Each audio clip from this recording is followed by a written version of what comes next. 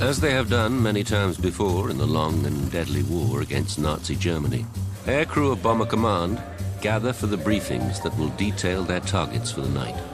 We went into the briefing room, and there was always a huge map of Europe at the end with tapes on it to where the target was. I decided I didn't want to be called up because that would mean the army, and I wasn't really a suitable physical man to go into the army, so I volunteered to go into aircrew. I applied to be a pilot, and I was told there's a waiting list of 1 year. Why not be an air observer? In other words, to become a navigator. Most guys wanted to be pilots in those days.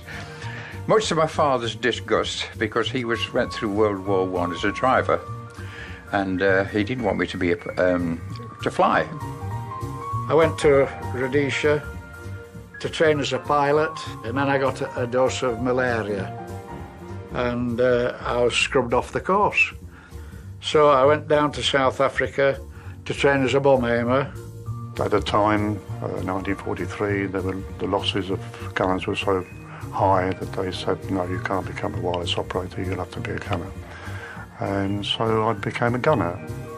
After a number of training places in England, I was taught to fly in the United States in the Army Air Corps there. We had to learn the RAF way after we got back. For aircrew, the price paid in the fight for freedom is a grimly personal statistic. My own squadron, numerically, was wiped out twice during the period I operated. Because none of us really expected to finish a tour, especially when you were getting towards the end. You felt, now, am I going to finish it or not? It takes a particular kind of courage to climb aboard an aircraft, fully aware of the growing losses amongst aircraft and crews, the slim chance of surviving. We met a crew, and they were all excited. They were going to do their first operation. And we said, oh, good luck to them. And that was the last anybody ever heard of them. They just disappeared. The word last comes in many, many times in preparation, because you've written your last letter, possibly. You had possibly your last meal, and you've had your last cigarette. And yet, night after night, airmen, every one of them a volunteer, will make the long flight through hostile skies, determined to smash the Nazi war effort. This was something we had to achieve to wipe out as much of the enemy's industry and occupy as many people defending Germany as was possible. In the counterattack against Nazi aggression, the Avro Lancaster and the men who fly her will become the mainstay of Britain's bomber command. It will fly the greatest number of sorties and deliver a greater tonnage of bombs than any other aircraft.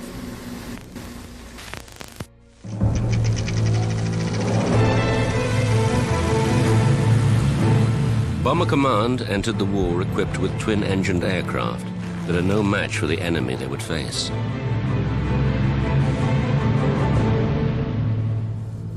Hitler's armies, aided by the Luftwaffe, sweep across the Low Countries and into France.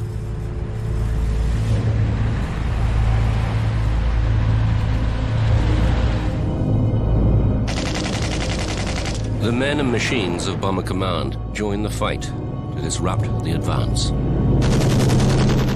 It becomes a losing battle. The Blenheims during the day were sitting ducks to single-engine fighters. The Blenheims and the battles, of course, they were the main casualties in the Battle of France, where they were shot down. Well, complete squadrons were shot down sometimes. Faced with the demands of modern warfare, these aircraft, with basic equipment and limited range, are completely inadequate for the task demanded of them. On the 17th of May, 1940, 12 Blenheims were sent to a place called Jean Blou, How many aircraft of those 12 do you think we lost? A lot. All 12. Hard lessons are being learnt at great cost. We were sitting ducks. Very battle squadrons, Handley Page Hampden squadrons, Whitley squadrons, and Blenheim squadrons in 1940 were almost decimated. At Dunkirk, British forces are evacuated from France. Britain and her Commonwealth stand alone. Only Bomber Command can carry the fight back to the Nazi homeland. Where we were backed against the wall and going to take back and going to push Hitler off his couch. Lacking equipment and instruments capable of precision navigation and targeting, only 1 in 3 aircraft succeeds in getting within 5 miles of its target. 50% of bombs fall in open countryside. A map reading isn't all that easy, you know. Particularly if you're travelling at about 180 miles an hour. 21:54. That's 3 miles a minute, and if you're 20 seconds in thinking, scratching your backside, you know, you've gone a long way off track.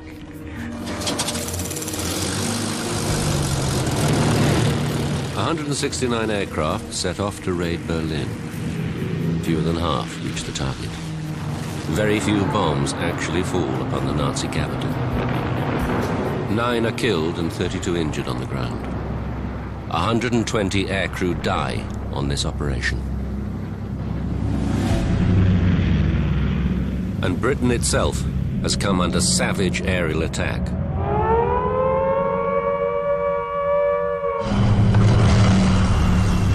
They started bombing out open cities. Not only London, Coventry, Plymouth, Manchester, and various others. In the course of the war, over 43,000 civilians are killed, and many more seriously injured in German bombing raids on Britain. The ruthless nature of the Nazi war machine generates a loathing of the Führer and all he stands for. What do you think about us going over to Berlin and doing the same to them? I should think so too. A bit worse than this, I hope, with a wicked bugger like he is. Bomb them tenfold. I'm sorry for the women and children of Berlin, but what about the women and children of this country? Well, if I was a man, I'd go over there and I'd give them the same as what they've gave us here. There became an urgent need for aircraft powerful enough to cross the inhospitable skies of occupied Europe and strike hard at the heart of the Third Reich. A new generation of warplane is developed, the 4-engined heavy bomber. They are the Sterling, the Halifax, and the aircraft that will be described as the finest bomber of World War II, the Avro Lancaster. We shall not fail or falter. We shall not weaken or tire. Give us the tools, and we will finish the job.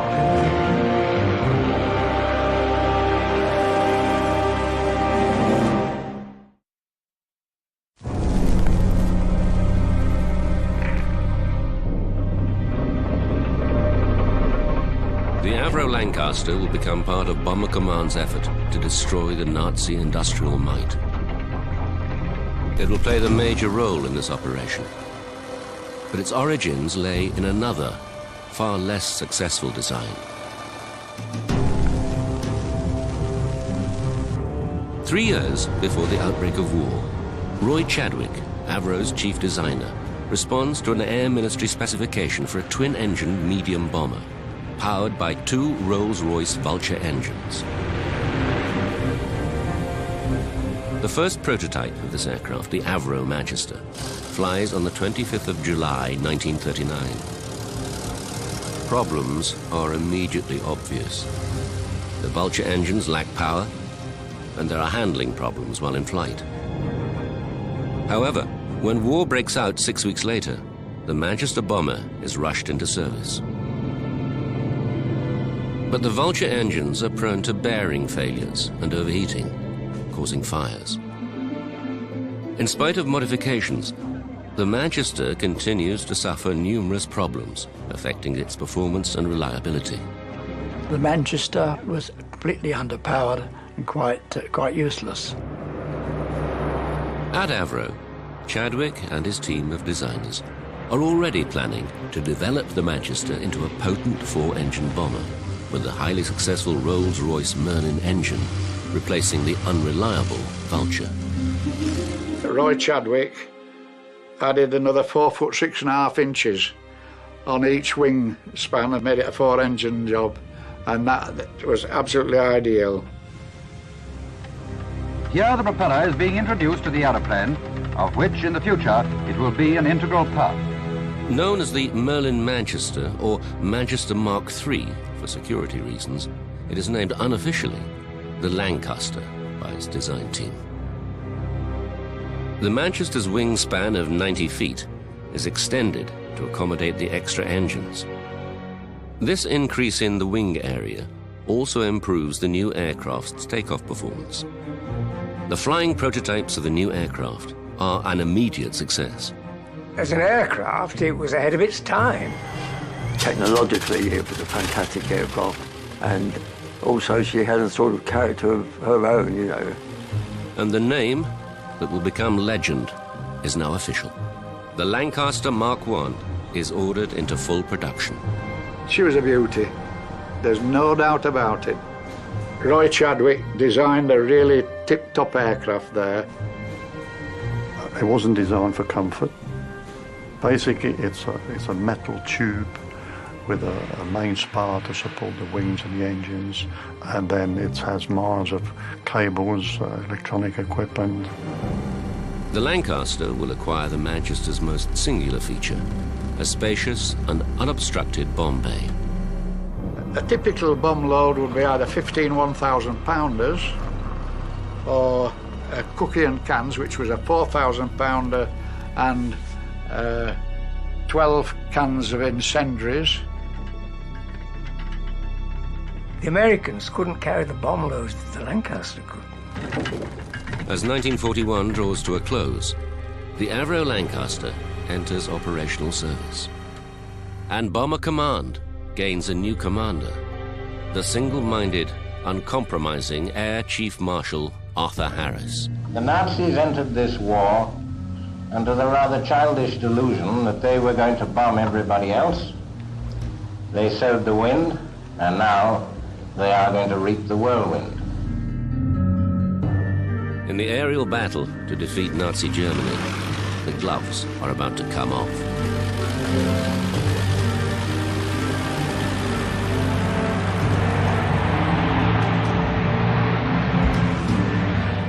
The gathering strength of Bomber Command will be used to wreck the centers of German war production, shattering the confidence of munitions workers, forcing them to abandon their factories. The civil population of Germany have, however, an easy way to escape from these severities. Abandon their work and go out into the field and watch their home fires burning from a distance. The Lancaster makes its first operational sortie.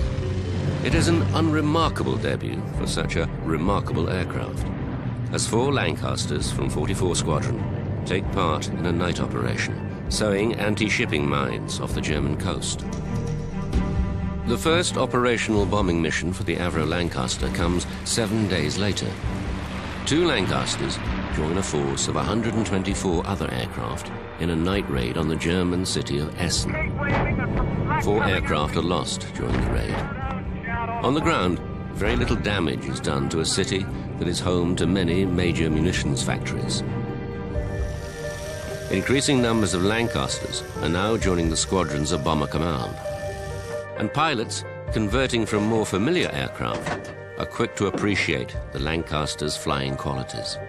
The Lanc was such a different aircraft. It was much lighter, much more positive in its reactions to control, and it handled quite beautifully. A force of 12 Lancasters embark on a daring daylight raid deep into Germany. Accurate navigation and precision bombing are essential. It is a round trip of 1,250 miles to the Bavarian city of Augsburg.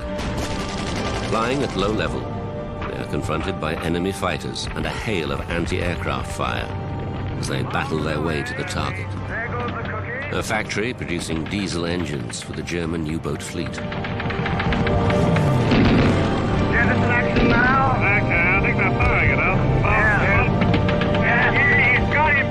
In spite of losses, 8 Lancasters make it through the barrage to deliver their bombs precisely on target.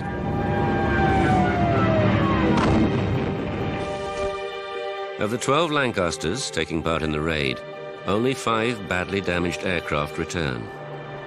49 aircrew are missing. Squadron leader John Nettleton, who 5 weeks earlier had led the first operational flight made by Lancasters, wins the Victoria Cross for his part in the operation and becomes a national celebrity, touring factories in Britain, addressing the workers. Well, I do thank you very much indeed. It is really most important that we do blast hell out of these Germans, and I assure you that the more you give us, the more we'll do.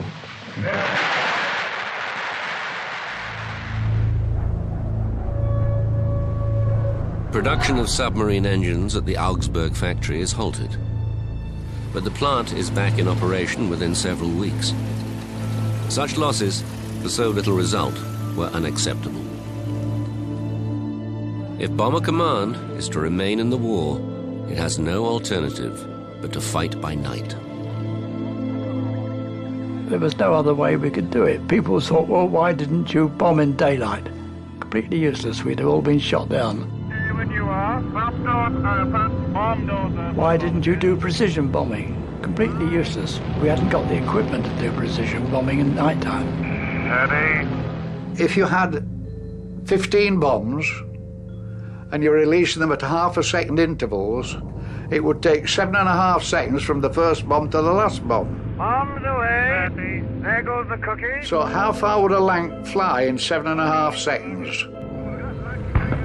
Quite a distance between the first bomb and the last bomb. So that's why quite a number of bombs actually missed the target. The Industrial Ruhr district produces 80% of Germany's coal supplies and 75% of her steel. This network of war industries is clustered in and around Germany's major cities. German defenses are concentrated around these centers, creating a barrier of shells, high explosives, and night fighters guided by probing searchlights and the electronic gaze of radar. Searchlights could be a problem, and they had what was known as a master searchlight, which was a blue searchlight, which suddenly latched onto you and it's radar controlled and you couldn't dodge it. The airmen of Bomber Command will confront the increasing strength of these defenses. As Air Marshal Harris intensifies the aerial bombardment of the Third Reich. Cologne, Lubeck, Rostock, those are only just the beginning. But for the Nazis, the writing is on the wall. 73 Lancasters take part in the largest raid of the war to date. A total of 1,047 aircraft strike at the city of Cologne. That's not on your mind. Your mind is on the job you're there to do. 41 aircraft are lost. In Cologne, production is halted at 36 major factories. 70 others have their output reduced by half. Within a month, production is back to normal in the damaged city. Arthur Harris intends Bomber Command to become a war-winning weapon of devastating power. He resolves to strike harder and repeatedly at the enemy's resources. In your hands lie the means of destroying a major part of the resources by which the enemy's war effort is maintained. Let him have it right on the chin.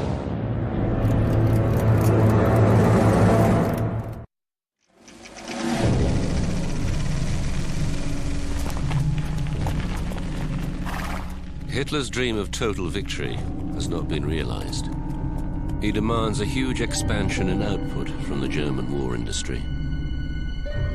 Bomber Command is about to be tested in the shadows of night and the fires of war.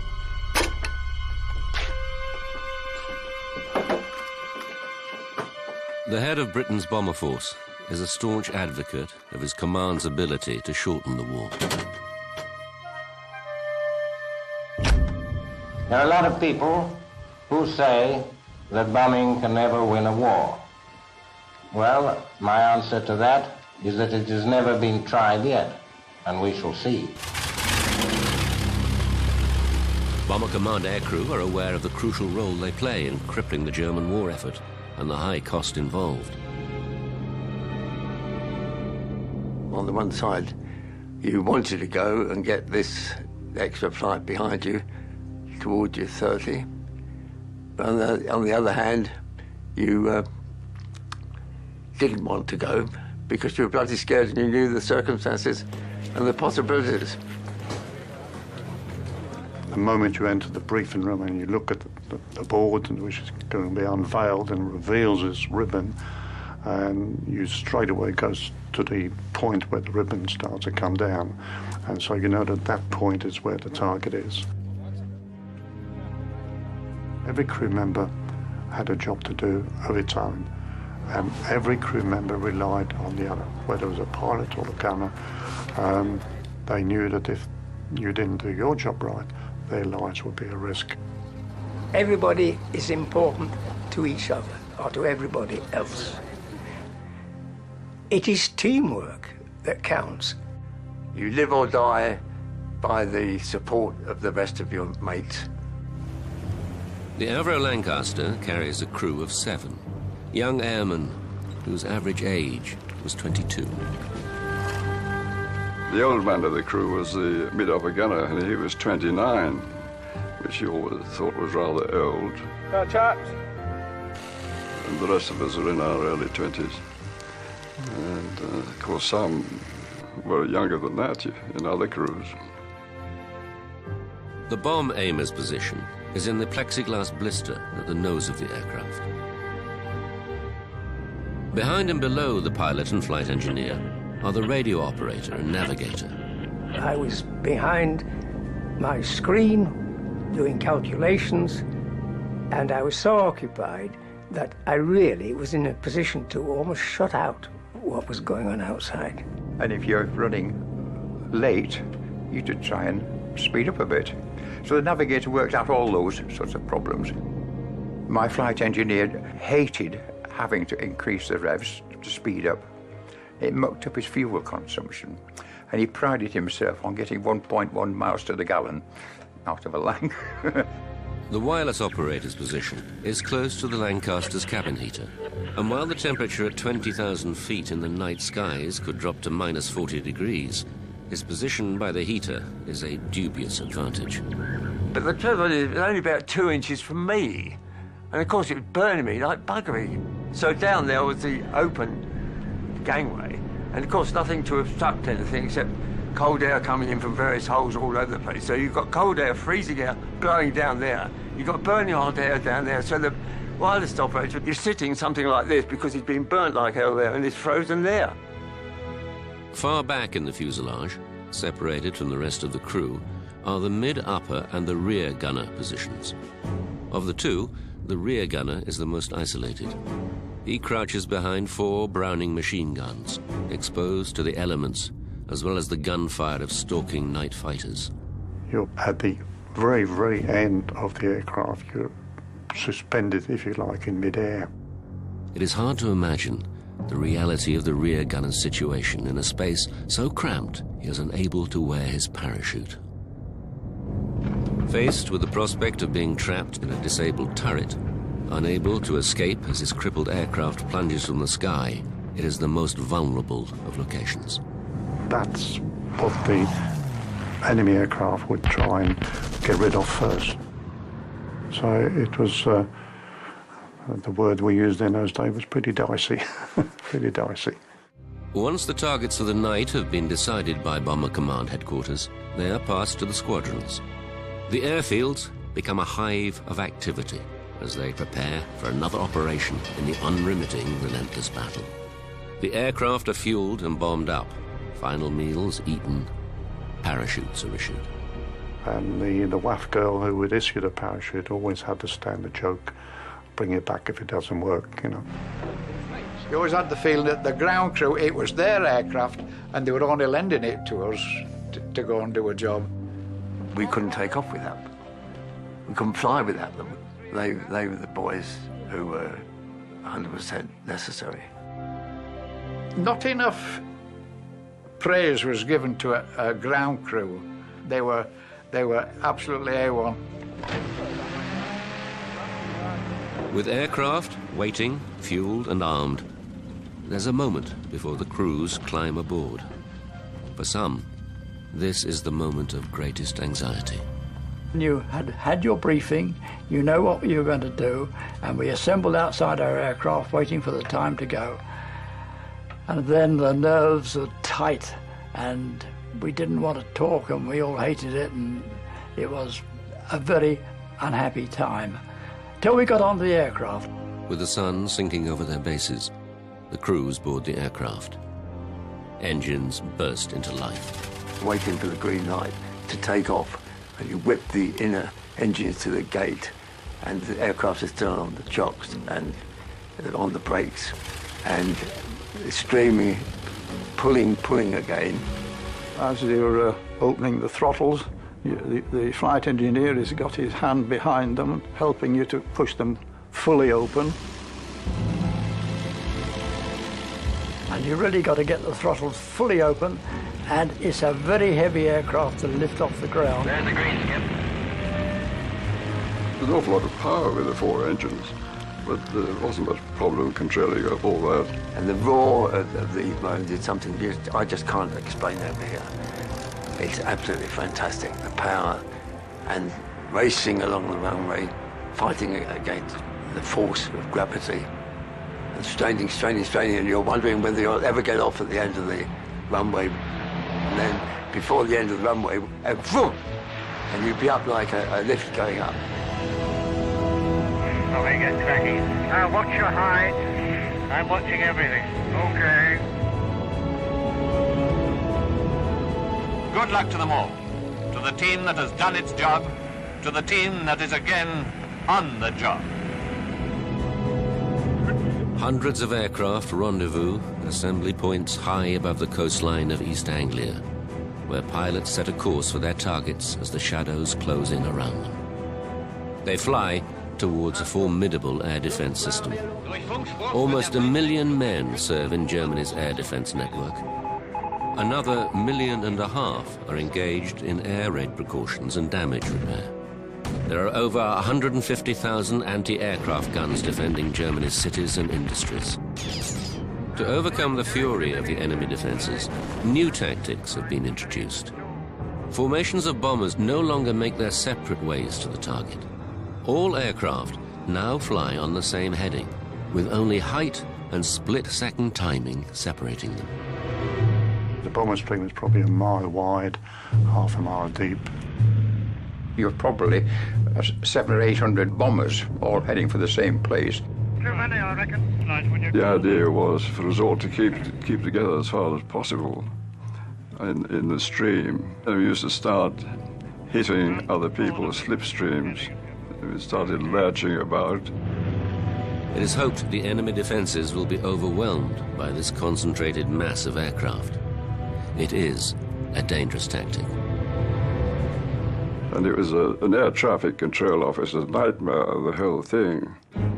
Both the bomb aimer and the wireless operator yelled at me that there was an aircraft approaching us on the port side.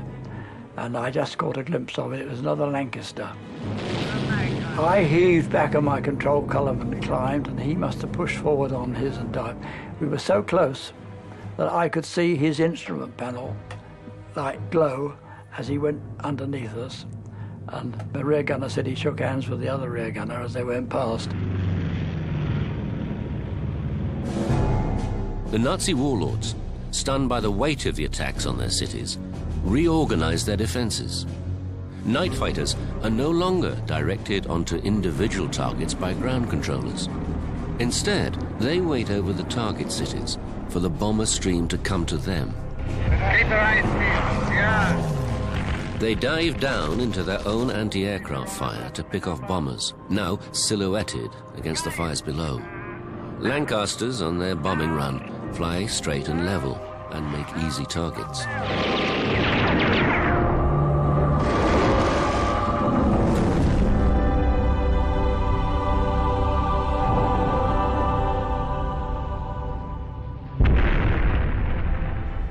We suddenly saw another Lancaster burst into flames, and I can remember to this day Leo, a skipper, shouting at us, "Concentrate, it could be us next." In this savage battle, losses are mounting.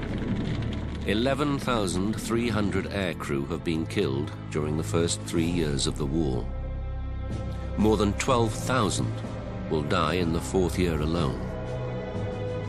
The cloak of darkness that should shield the bombers is no longer working. The battle in the shadows is about to reach a new and savage ferocity.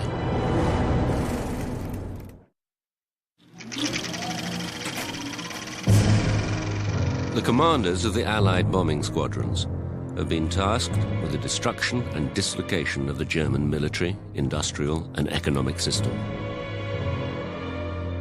Aircraft are now equipped with a variety of electronic devices developed to baffle and confuse the enemy defenses. One of them is surprisingly simple. Window is the code name given to thousands of strips of aluminium foil cut to an exact length. Hurled from the aircraft and fluttering slowly to the ground, this metallic cloud reflects radar and swamps the air defense screens. Their screens just went blank, covered with mush. To begin with, it was amazingly effective, but the more it was used, the less effective it became. As each new development is countered by the enemy, the pilots and crews still have to fly into the same cauldron of fire and flame. You could see the target sometime before you arrived. And you think, well, just hope you get through. They used to say that they chucked up everything except the kitchen sink. Searchlights pierce the night sky, seeking targets for the guns to finish off. Now, I immediately got coned by searchlights. Now, coning is an experience not to be forgotten. There's a few searchlights ahead, about I had to throw the aircraft around in all sorts of different ways to try and get out of it. And all the time they were shooting at me. So we opened up full speed, put the nose down, and we got nearly up to 400 miles an hour, which was far in excess of what the Lancaster should normally do. All too often, the desperate attempts to evade the deadly beam fail. As the Lancasters reach the target, evasion becomes impossible. The aircraft has to fly straight and level. All you concentrate on, I must get it plumb in those marshalling yards. I must get it smack on that factory. This is what you aim for. Okay, steady. Right a little bit. The whole crew was saying, "For God's sake, drop it more, let's get out of here." 2, 3. And then you hear the two magic words. On the way. But even then, there could be no relaxing of desperate vigilance. That's just me, one might know. That's when the fear kicks in, because you're not expecting it. If you didn't see him, it was curtains, because with his firepower, you were just blown away. Keep your eyes open, mid-upper. You can imagine a direct hit on a bombed-up Lancaster. When the fighters are spotted, the sturdy Lancaster is capable of surprising maneuverability. A German night fighter came head-on to us. The flight engineer one saw it, the skipper saw it almost at the same time. And you shout Cork's report. You descend at a high speed, and then you heave back and swing the aircraft right over the other way and climb hard as you can go, and everything's going flat out. You lose complete orientation. The G-force then is so tremendous that you're pinned to your turret. Many damaged aircraft will never make it back to their bases. Pilots will nurse their injured machines over the miles to fail moments from home. All around us, so horrible things were happening. 2 of our aircraft at about 700 feet collided over the end of the airfield, just off the airfield, and wiped out most of the crew. And another aircraft flew into the ground.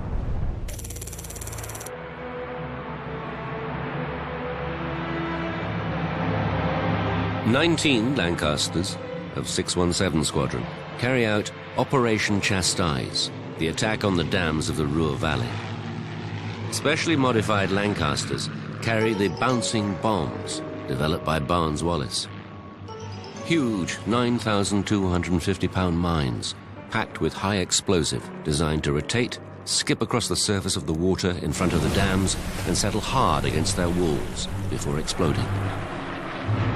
Using VHF radio, Guy Gibson, the leader of the raid, maintains direct contact with all his aircraft, guiding them to the target, correcting their bomb runs.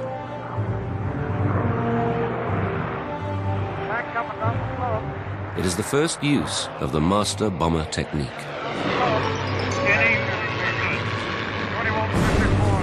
It is a technique that will be adopted by a new target finding and fixing force. Fitted with the latest navigational equipment and trained intensively in precision bombing, the Pathfinder force will be the first over the target, marking the precise aiming points. When they got to the target, they put down their markers, which we could see, and we would bomb their markers. D-Day. The Allied armies land on the Normandy beaches. The main bombing effort is now focused on devastating the defenses facing the advancing Allied armies. Lancasters are the only aircraft capable of carrying the huge 21-foot-long, 12,000-pound tall-boy bomb and the even more massive Grand Slam 22,000-pound bomb, both created by Barnes-Wallis. Reinforced blockhouses, submarine pens, viaducts, railway tunnels, launch sites of the V-1 and V-2 rockets, even the German battleship Tirpitz sheltering in a Norwegian fjord. All are targets for Lancasters modified to carry the huge earthquake bombs. They bomb with precision, hitting their targets hard and accurately.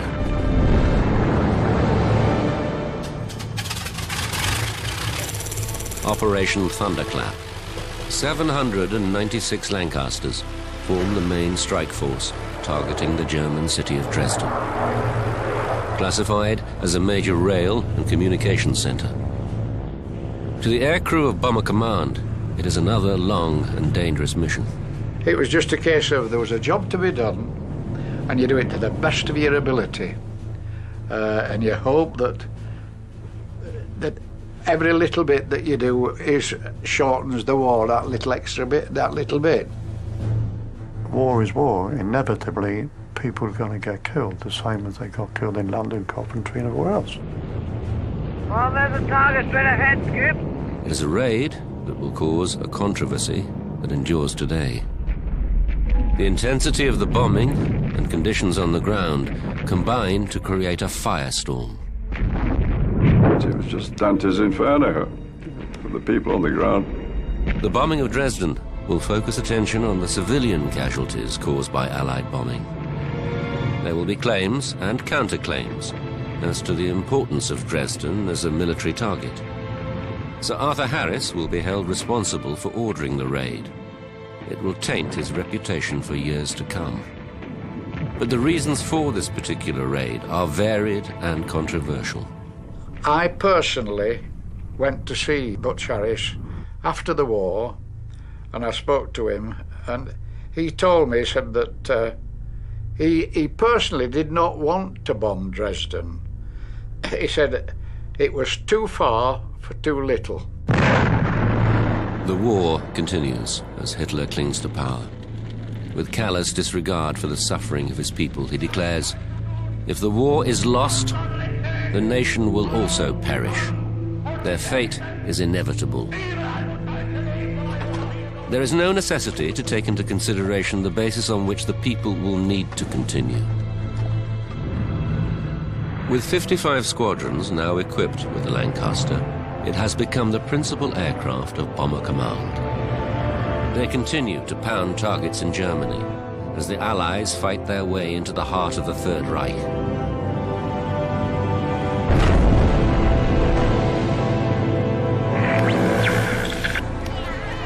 In sudden contrast to their usual role, Lancasters are given a humanitarian mission, Operation Manna. A couple of months before the war finished, and there we were faced with something totally different from our normal job. The Dutch, particularly in the western part of Holland, were starving. A week before, we'd been bombing Bremen at 18,000 feet. And here we were now on a Mercy flight, pushing all these different types of food, powdered eggs, chocolates, all sorts of things, push them up to Bombay. 31 Lancaster squadrons take part in Operation Manna, flying over 3,000 sorties in 9 days. There was a big white cross in a field. That was our drop-in zone. But as you flew across the town, thousands and thousands of people in the streets and the fields, hanging out the windows, on top of the roofs, and they were all waving at you.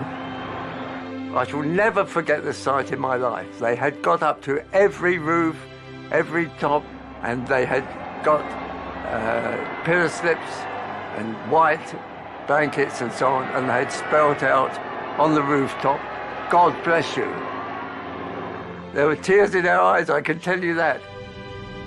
And the last trip we did, we just got across the sea at noontime, and we heard on the RT, Mr. Churchill, announcing the official end of the war. Signed the act of unconditional surrender of all German land, sea, and air forces in Europe. Long live the cause of freedom.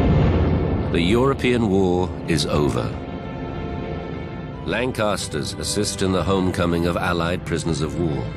There was Operation Exodus, which was a repatriation job. These British prisoners of war, some of whom have been in enemy hands for 5 years, are on their way home by air. Seeing those guys' faces up thinking they were going to be home for their first Christmas. Of a total of 7,377 Lancasters built, some 3,500 are lost on operations. We gave our services for the peace of this country.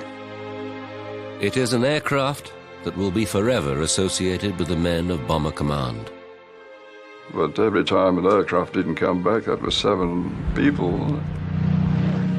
We played a part in bringing the war to a swifter end. Of the 125,000 aircrew who served in Bomber Command during the war, 73,000 became casualties. 55,573 of them killed performing their duty. It was the highest loss rate of any of the British armed forces in the Second World War. The Lancaster fought a war for 1942 right through to 1945 as the main aggressive side of our war effort. Their controversial commander would pay tribute to the men who flew and fought in the battle. There is no parallel in warfare to such courage and determination in the face of danger over so prolonged a period. Such devotion must never be forgotten.